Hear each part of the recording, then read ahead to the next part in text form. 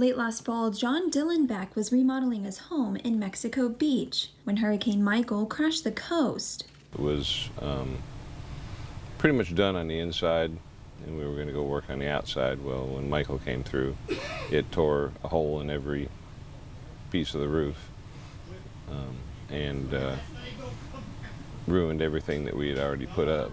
He says he's still working to save what Michael took from him last October.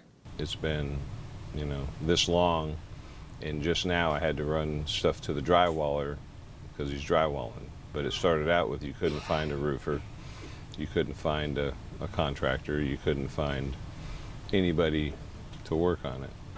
So the outside's pretty much done. It's just a daily battle. You work somewhere, you go home and you work on your house.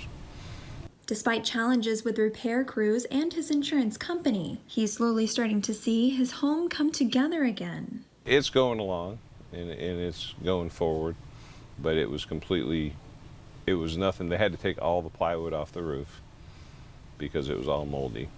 They had to tear it down to nothing but the studs. So it's like building a house that you already had. So that's the hardest part. When Dillenbeck's family of 4 is not sleeping in a camper outside their unlivable home, they stay in a house made available to them by the community.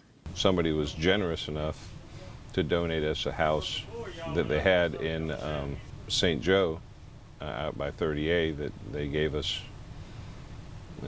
a house to use, because you can't fit a family of 4 in a camper. I mean, there's been a lot of great folks helping and doing whatever in the community.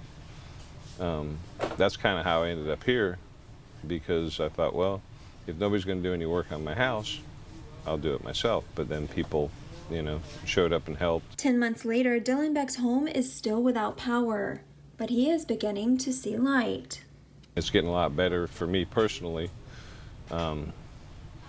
because I'm getting somewhere, but it's still not there. So it's still a daily struggle, and but I wouldn't live anywhere else. For News 13, I'm Amber Spradley, Panhandle Strong.